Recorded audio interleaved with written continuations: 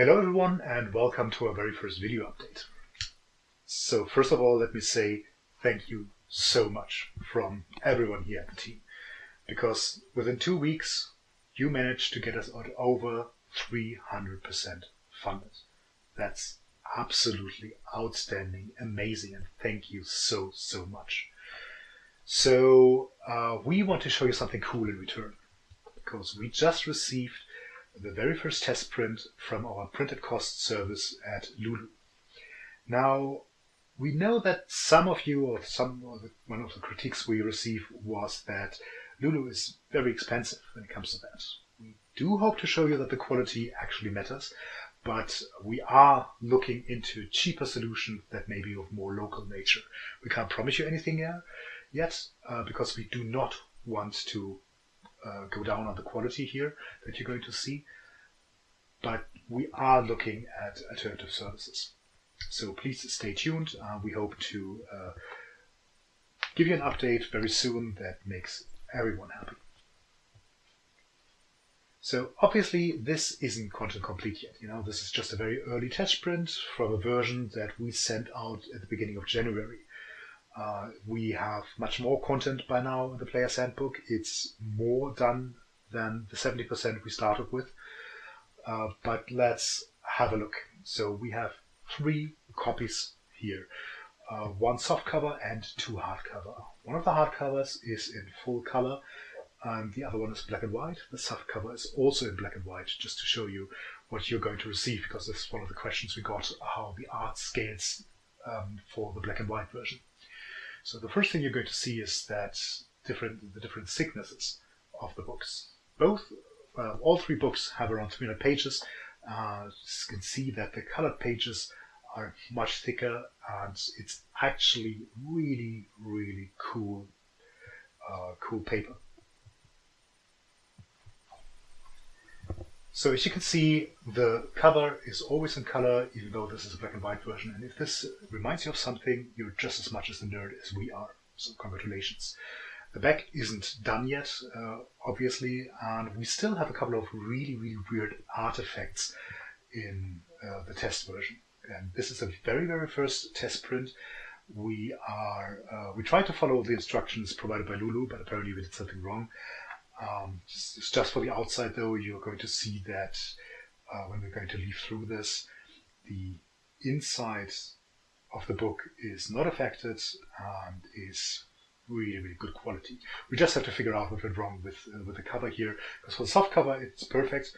The hardcover, apparently we still need to do something with that.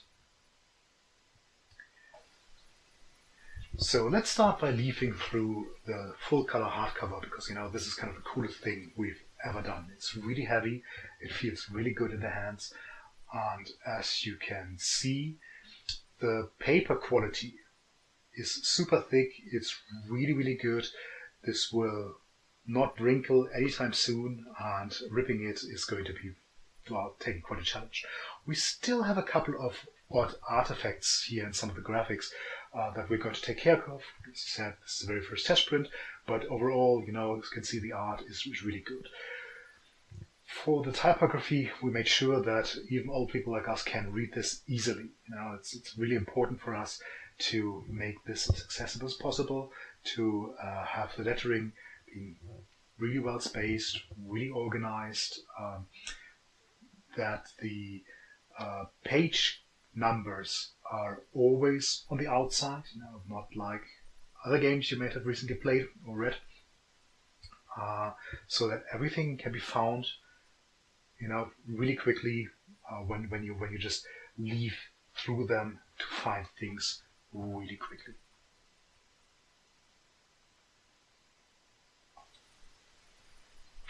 Every chapter begins with a full color page leading into the chapter itself. So here we're talking about the introduction to the world of Arcadia and what the role-playing game is all about, talking about the Chaos Incursion. And you can see that there's quite a few passages marked with a large X. These are not finished yet. We're also missing quite a bit of art. This is the very first test print, just to remind you that we literally just received, but when we look at the art itself, we are incredibly happy how this turned out. Of course, we still have to sort out a couple of things with Lulu, like the green border on the cover for the hardcovers, but in general, the quality of what we have received here just makes us very, very happy. It feels really, really good. So we're talking about character creation here, and which will go into detail with a later video coming hopefully before the end of this campaign. We're working on this really hard, but basically you can play all the classes and all the races that you were able to play in the roguelike video game, which you, by the way, can check out at adom.de if you don't know yet.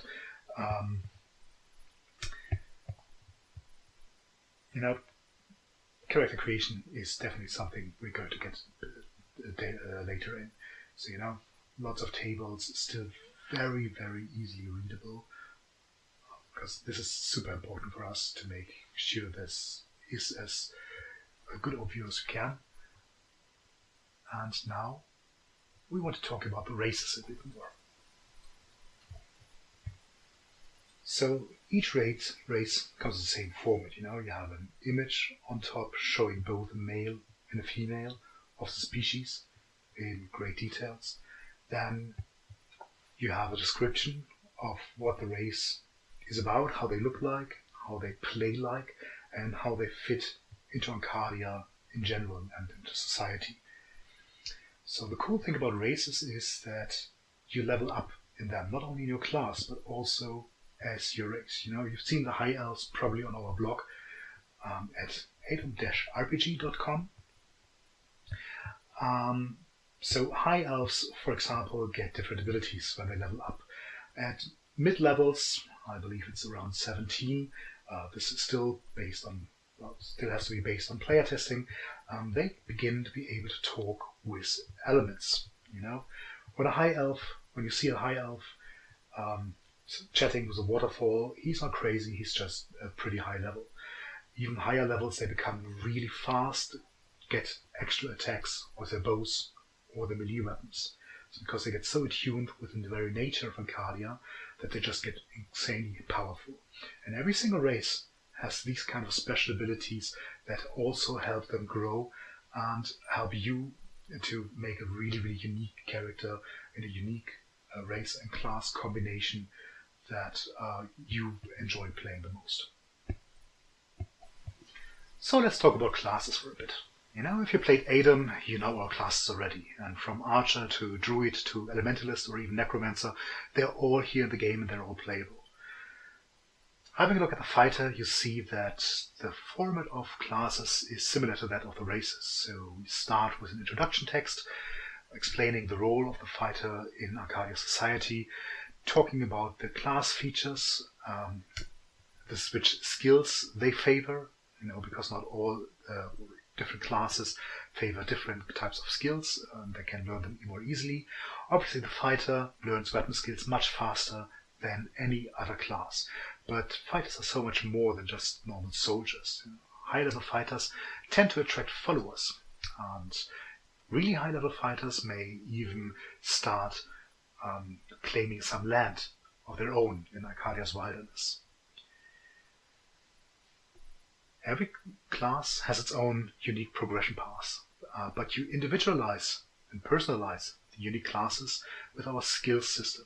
So we have 80 different skills, which come in 5 mastery levels. The higher the skill, the better you are with it, obviously, and you will never have enough skill points to learn all of these skills, so you specialize. And skill points are distributed between things like cooking or different weapon styles, which are explained in great details in the tables here in the player's handbook.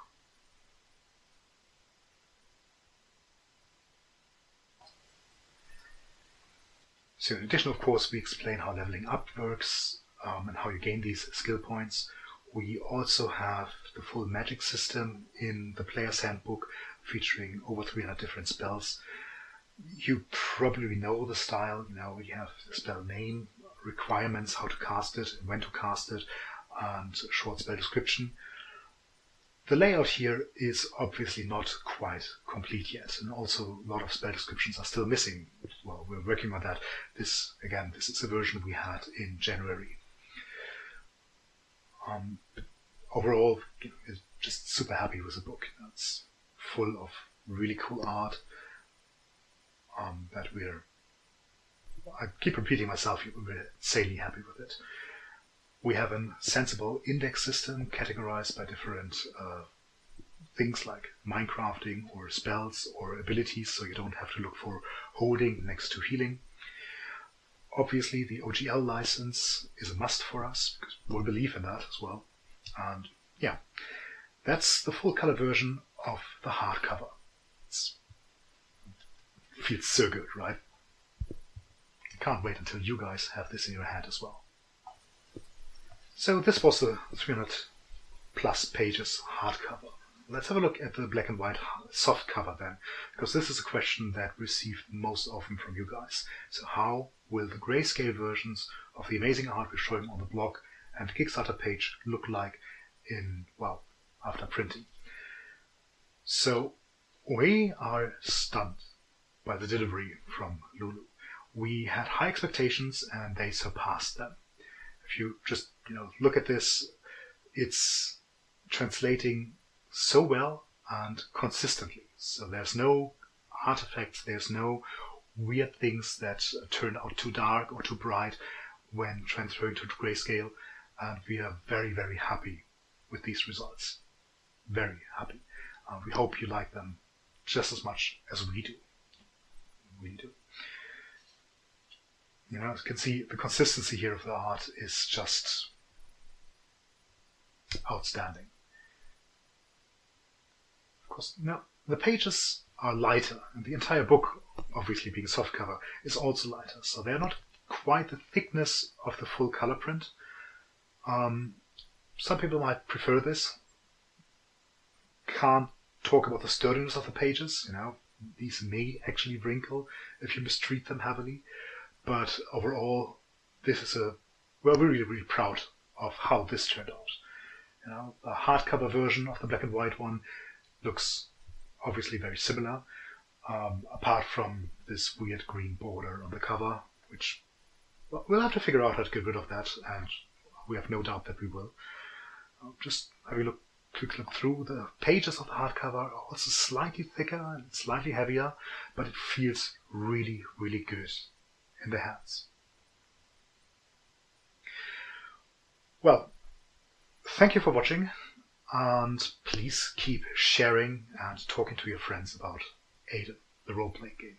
Thank you very much, and thanks for being amazing.